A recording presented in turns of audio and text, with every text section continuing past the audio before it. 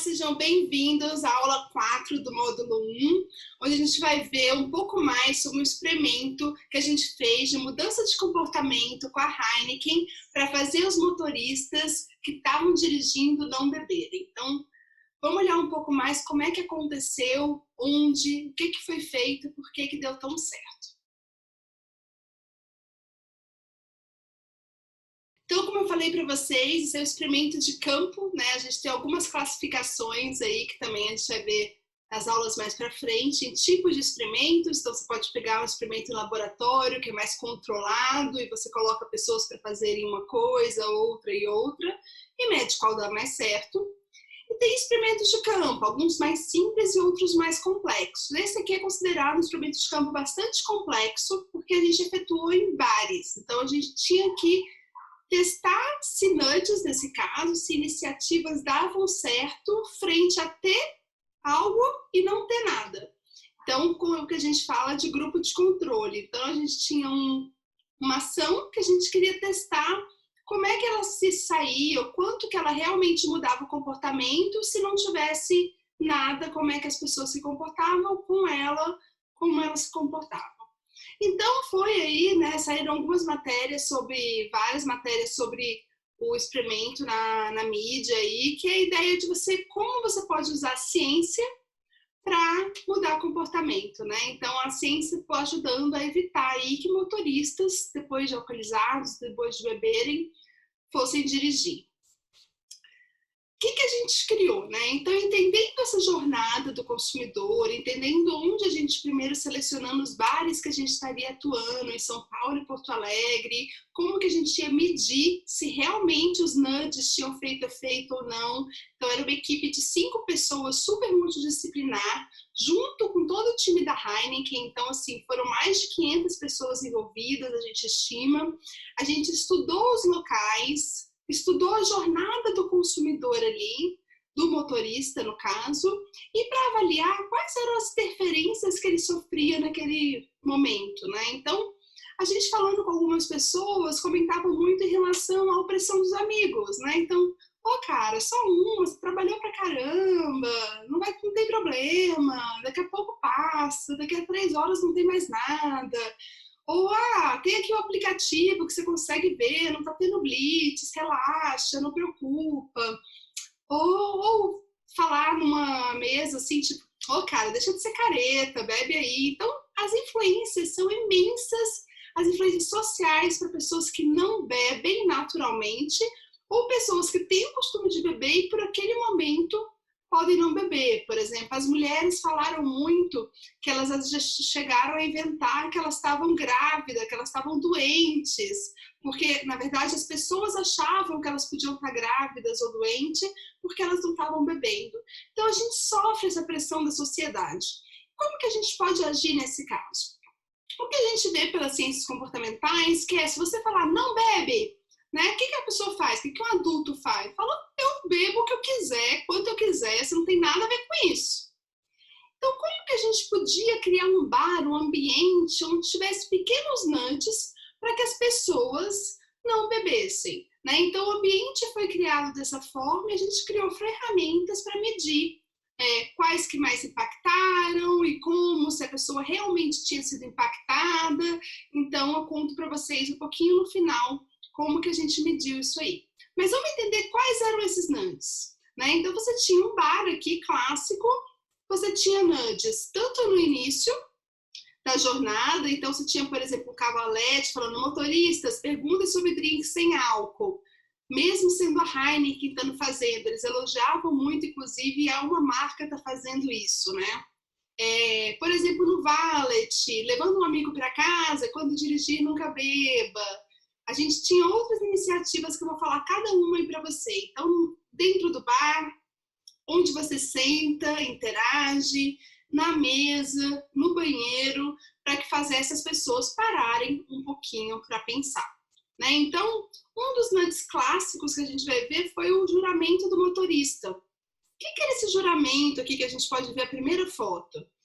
Estava escrito assim, faça o juramento do motorista. Sim, estou dirigindo e não consumirei bebidas alcoólicas. E você colocava seu nome lá, Você colocando o seu nome, fazendo um tique, você tinha um cupom para ter uma batata frita grátis, ou o petisco mais famoso ali daquele bar grátis. Então, assinou, ganhou. Não importa se você bebe, se você não bebe, tudo, você ganhava já imediatamente só de assinar aquele papel. Aí você pode falar assim, a galera vai assinar só para ganhar batata frita, né? Vai ter vários comportamentos não éticos aí, é fria, vai ser um prejuízo.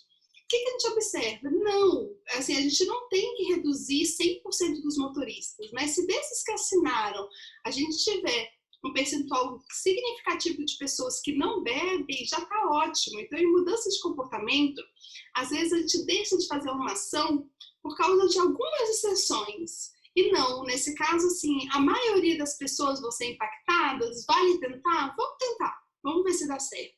Né? Então, aqui tinha os petiscos, você tinha no banheiro, assim, vamos te ajudar na matemática, você bebeu alguma coisa? Aí tem várias coisas mais complexas e fala, é simples, quando dirigir, nunca beba.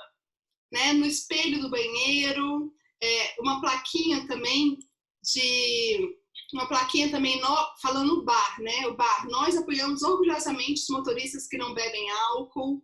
A gente teve também no mural essa frase, e o mural era o quê? Quem quisesse pegar, assinar e colar no mural, era livre, podia ou não colar, mas isso mostrava uma prova social grande que tinham outras pessoas como aquelas pessoas. Isso aconteceu real, viu, gente?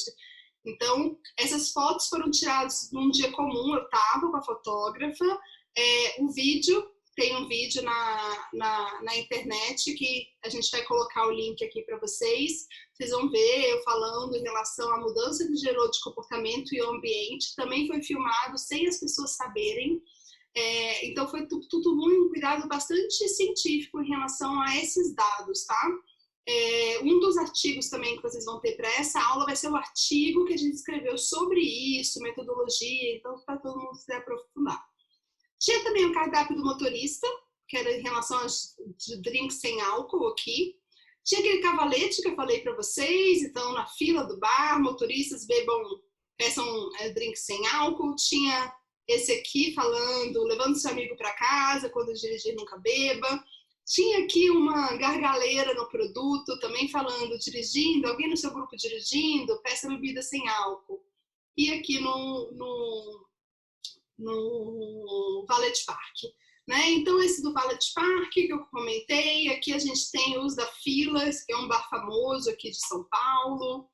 Na entrada você tinha aí a placa fazendo ênfase, né? Dando ênfase a como o bar estava cuidando deles, eles elogiaram muito, apesar de uma placa tão simples. No banheiro, como eu comentei, tinha tanto no espelho quanto esse em cima do mictório. Aí conseguimos, inclusive, tá vendo um modelo para tirar fotos. Bem legal, ainda continua lá nesse bar, em São Paulo. Na mesa tinha uns avisos assim, ó, você está dirigindo, pergunte sobre o drink sem álcool. E tinha esses drinks bem legais aí, sem álcool, né, para que as pessoas pudessem estar recebendo. Então, o juramento aqui, vocês vão ver a pessoa, a Ana, assinando aqui, né, fazendo um tique, colocando no mural. E ela fez, né, assim, super naturalmente mesmo, para apoiar a ação. Então, no bar, a gente tinha o cardápio do motorista. Isso aqui é muito legal falar para vocês, que a ideia era que você dava o cardápio para quem é o motorista da vez. Aqui é o cardápio do motorista. O que ele fazia? A ideia não era que ele mudasse de comportamento completamente e pedisse um drink sem álcool, mas trazia para o cérebro mais latente que se eu sou motorista, eu tenho um cardápio específico. E deixava mais saliente que os motoristas deveriam beber bebida sem álcool. Né? E os clientes aqui, como tá vendo, se vocês olharem na mesa, falava da cortesia, da batata frita, se eles perguntarem para o garçom. No produto e ao longo, então, como mostrei para vocês, de todo o bar. Como que a gente fez, né? Então, a gente tinha uma semana, que era uma semana de controle, onde os bares não tinham nada, esses selecionados. Tinham pessoas de camiseta verde, tudo, mas não dizia nada. Aí, a semana seguinte, teve treinamento dos barmans, as pessoas começaram a conhecer a ação. E a gente teve a semana da ação, onde realmente a gente inseriu esses nudges. E quando a pessoa saía, depois de ter feito o que ele quisesse fazer, saía, preenchia no tablet, só ele, algumas perguntas disfarçadas, assim, sobre, você veio de Uber, de táxi, como é que você veio? Depois várias outras perguntas. E no final, tinha assim, o que você bebeu? Uma coca, um refri, uma água, uma cerveja? O que você bebeu hoje? Então, era bem disfarçado também para as pessoas não se sentirem constrangidas, ou, né, ter um incentivo mesmo para isso. E depois a gente falava aí para marcar os nudges que ele tinha visto no ambiente, para a gente estimar um pouco melhor o impacto dos nudges, apesar da gente, idealmente, num experimento, a gente teria que colocar um bar com cada, um grupo de bares com cada nudge, mas a gente consegue estimar dos que não beberam, né, quais ficaram mais salientes para eles. E o que aconteceu? Qual foi o resultado disso quando a gente comparou, né, quando não tinha ação e quando a gente tinha uma ação? Teve uma redução de 25% do número de motoristas que beberam e dirigiram. Quer dizer que 1/4 das pessoas, de motoristas, que normalmente no grupo de controle bebiam e dirigiam, tá? Porque a gente fez um cálculo e 55% das pessoas normalmente bebiam e dirigiam. O que acontece? Depois da ação, com a ação, esses mesmos bares teve uma redução dos motoristas que bebiam em 25%. Isso é enorme, gente. Se a gente pensar em 1.000 pessoas, são 250 pessoas que não bebiam e dirigiam por causa de ações no ambiente do bar. E esse projeto é um projeto, né, que está sendo escalado e tende a ter resultados e outras iniciativas ainda maiores, porque tem uma plataforma da Heineken chamada When You Drive, Never Drink. Ele é vinculado à Fórmula 1 e parabenizar realmente a Heineken como marca e por um estudo tão robusto que ela fez ainda também lá atrás e que vão ter outros e está comprometida a escalar. Também a gente percebeu aí na facilidade de obter bebidas.